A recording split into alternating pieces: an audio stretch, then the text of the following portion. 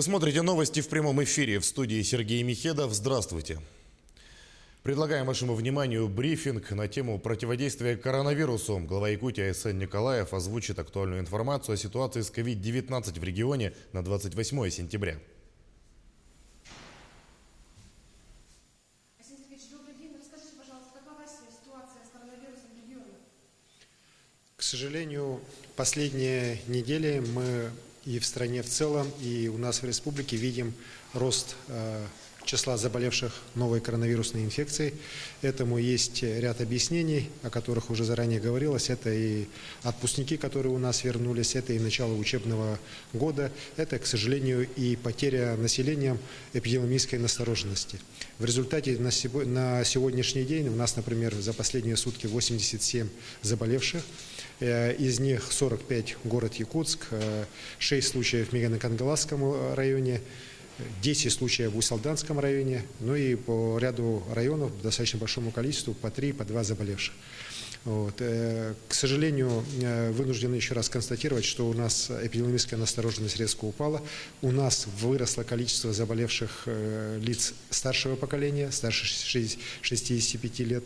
И это привело к тому, что на сегодняшний день 51 человек у нас находится в реанимации, из них 9 на искусственной вентиляции легких. К сожалению, растет и смертность. У нас уже общее количество погибших от коронавирусной инфекции за все это время уже 100 человек. Конечно же, вот те меры, которые сегодня должны принимать органы местного самоуправления, в первую очередь, на мой взгляд, они недостаточны. Мы еще раз требуем, чтобы во всех учреждениях проводилась термометрия в обязательном порядке. В обязательном порядке должна проводиться дезинфекция помещений. Вот. И, конечно же, работники старше 65 лет не должны привлекаться к работе. К сожалению, опять же, ко мне вот обращаются лица старшего поколения, у которых работодатели заставляют выходить на работу. Это абсолютно недопустимо. И мною подписан указ о том, чтобы старше 65 лет граждане к работе не привлекались. Вот. Это относится ко всем, кроме медицинских работников. Вот. И я уверен, что это требование, вот мы сейчас тоже будем отслеживать его исполнение. Также мною дано сегодня поручение органам внутренних дел совместно с органами местного самоуправления пресекать различные массовые мероприятия. К сожалению, вот и в городе Якутске, и в других у нас населенных пунктах есть случаи проведения различных концертов, различных массовых мероприятий, на которых не соблюдается социальное дистанцирование. Вот. Мы сняли ряд ограничений по театрам, кинотеатрам, по учреждениям физкультуры. Не для того, чтобы там вот массово народ скапливать, а для того, чтобы эти мероприятия все, если проводятся, они проводились, опять же, вот именно с соблюдением социального дистанцирования и соблюдением всех санитарно-эпидемиологических норм. Также мною дано поручение в адрес органов местного самоуправления, в первую очередь по городу Якутску, для усиления работы административных комиссий, работы департаментов предпринимательства, для того, чтобы органы, которые ответственно контролировали исполнение санитарных норм, в первую очередь масочно-перчаточного режима на объектах культуры, объектах торговли и общественное питание. К сожалению, опять же, мы здесь видим расслабление и несоблюдение со стороны ряда учреждений тех норм, которые в обязательном порядке должны соблюдаться. С сегодняшнего дня у нас возобновилась работа оперативного штаба уже лично под моим руководством. Мы будем ситуацию сейчас держать под постоянным контролем для того, чтобы в ближайшее время не допустить дальнейшего роста заболеваемости и, конечно же, уже переводить его в нормальное русло. По всем выявленным случаям у нас контакты выявляются, работа Роспотребнадзором, учреждениями здравоохранения в районах проводится. В принципе, никакого недостатка в лекарственных препаратах мы не наблюдаем. Вместе с тем, конечно же, еще раз хочу призвать население масочный перчаточный режим в общественном транспорте, в учреждениях, в разных помещениях самым строгим образом соблюдать. Это именно то, что позволит на сегодняшний день не допустить дальнейшего развития коронавирусной инфекции у нас в республике. Это был брифинг о текущей эпидобстановке в республике. Далее переходим к другим новостям. Объемы вакцинации от гриппа в этом году могут охватить 60% населения, сообщил министр здравоохранения России Михаил Мурашко. Он подчеркнул, что это беспрецедентная цифра. В прошлом году прививку получили 45% россиян. Министр отметил, что люди активно обращаются за прививками в поликлиники, а в регионы направлена уже вторая партия. На проведение прививочной кампании правительство дополнительно выделило 4 миллиарда рублей. Она продлится до начала ноября, а началась на месяц раньше, чем в прошлые годы. Получить прививку россияне могут уже с 1 сентября. Между тем, в России вступает в силу новый порядок работы медучреждений по профилактике коронавируса. Документом предусматривается, что пациентов с ОРВИ или внебольничной пневмонией будут помещать в специальные боксы до получения результатов тестирования на наличие COVID-19. Лица с отрицательными результатами теста будут размещены в 2- или 4-местных палатах. В случае выявления коронавируса человек будет переведен в специальную медорганизацию, оказывающую медицинскую помощь в стационарных условиях для работы с данной категорией граждан. Кроме того, приказом предусмотрено создание федерального дистанционного консультативного центра по вопросам клиники, патогенеза и лечения тяжелых и осложненных форм гриппа у взрослых и детей. А сотрудникам школ предложат добровольно сделать прививку от COVID-19. Об этом заявил первый замминистра просвещения России Дмитрий Глушко. Напомним, Россия первой в мире зарегистрировала вакцину от коронавируса. Она получила название «Спутник В». Отмечается, что иммунитет к коронавирусу может сохраняться до 2 лет после введения препарата. В некоторых регионах уже начали делать прививки от вируса. Однако приоритетной группой для вакцинации являются медработники. Также Дмитрий Глушко сообщил, что всеобщего возврата на дистанционное обучение в России не произойдет, но только если все будут соблюдать профилактические и санитарные требования. Замминистра выразил уверенность, что соблюдение профилактических мероприятий, санитарно-гигиенических правил каждым человеком позволит избежать перехода на дистанционное обучение и массового закрытия на карантин. Также Глушко сообщил о ежедневном мониторинге ситуации по школам, которые закрываются на карантин на 5, 7 или 14 дней. Компенсации за потерю кормов аграриям, пострадавшим от лесных пожаров, должны быть выплачены в полном объеме. Об этом заявил сегодня первый вице-премьер региона Алексей Колодезников в ходе заседания КЧС.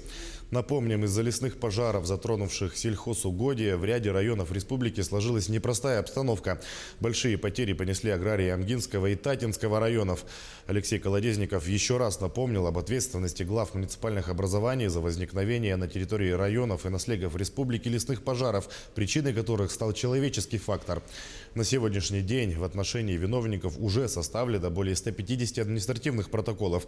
Заведено 3 уголовных дела. Всего на территории республики действует 14 лесных пожаров, из которых 12 находятся в зоне контроля и 2 в зоне обслуживания. Это в Усть-Алданском и Чурапчинском районах. Эти очаги локализованы. Алексей Колодезников дал поручение полностью их ликвидировать до завтра. Мы будем ежедневно на контроле эту ситуацию держать. Ну и в целом поручено МВД и МЧС каждый случай сейчас выявлять, потому что мы четко знаем, чьи сельхозугодия, чей лесной фонд, и, соответственно, принять меры. У Дальнего Востока появилась собственная программа развития. Своим распоряжением ее утвердил премьер-министр России Михаил Мишустин. Основные цели программы – ускорение развития экономики, улучшение демографической ситуации, сокращение миграционного оттока, повышение качества жизни людей. Нацпрограмма подготовлена по поручению президента России Владимира Путина. Реализовывать ее планируется в 3 этапа. Всего в экономике Дальнего Востока до 1935 года должно быть создано не менее 450 тысяч новых рабочих мест. Во всех удаленных населенных пунктах обеспечена авиационная доступность и подключение к интернету. А в каждом из 11 регионов ДФО предусмотрено создание новых туристических кластеров. Особый акцент в программе сделан на строительстве новых школ, детских садов, больниц и объектов культуры. В Мегино-Кангаласском районе завершен капитальный ремонт участка федеральной дороги Колыма протяженностью 15 километров. Асфальтобетонное покрытие уложено на участке трассы от поселка Нижний Бестяк до села Тюнгюлю. На торжественном мероприятии в честь открытия дороги побывал наш корреспондент Артур Старостин.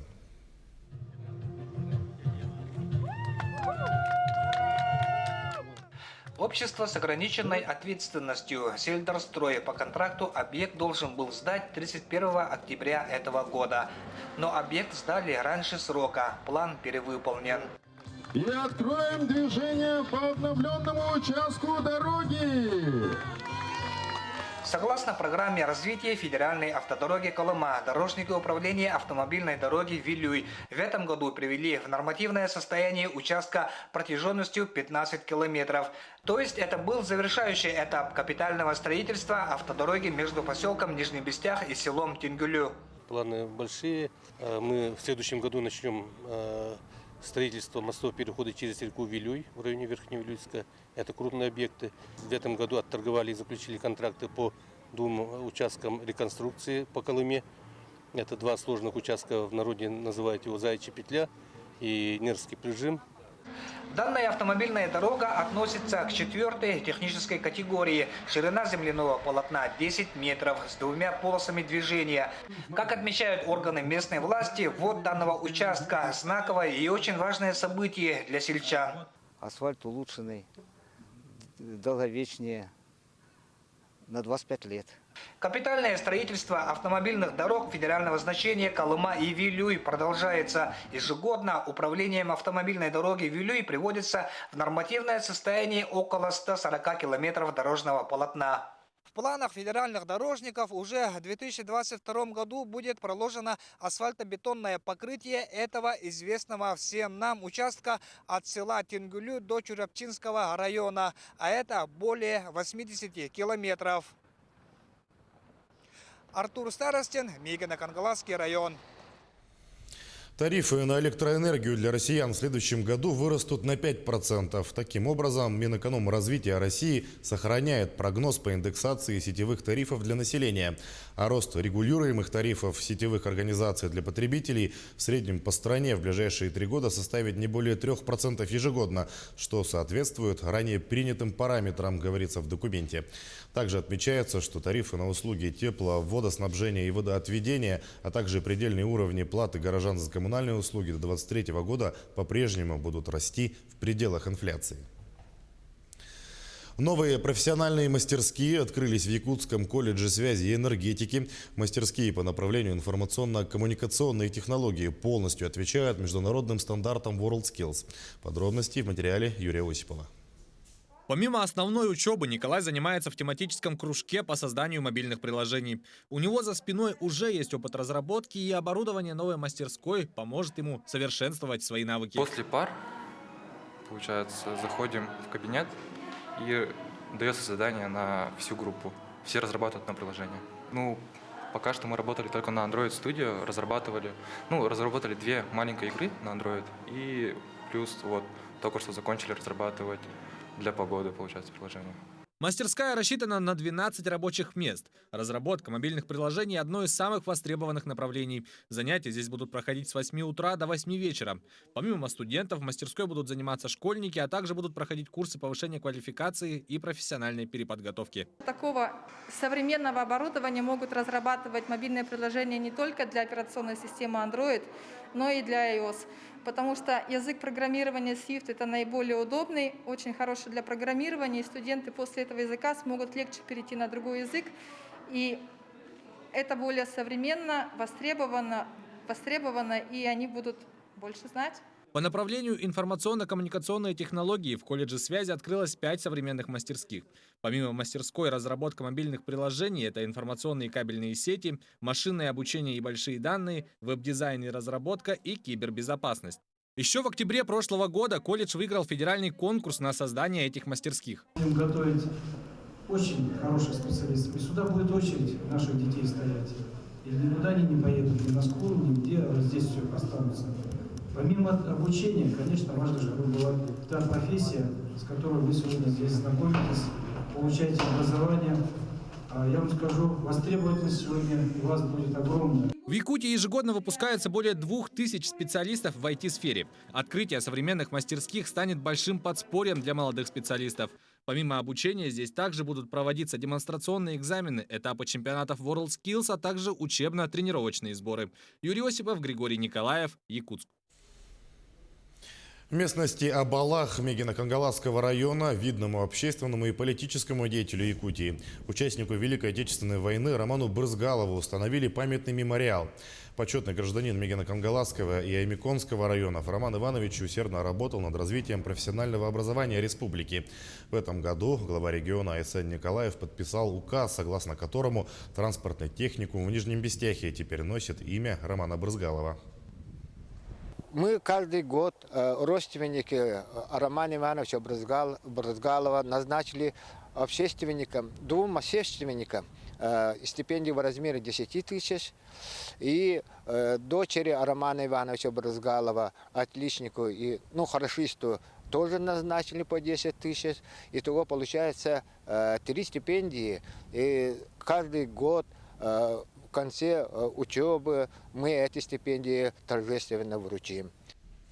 Наши корреспонденты следят за развитием событий. Оставайтесь с нами.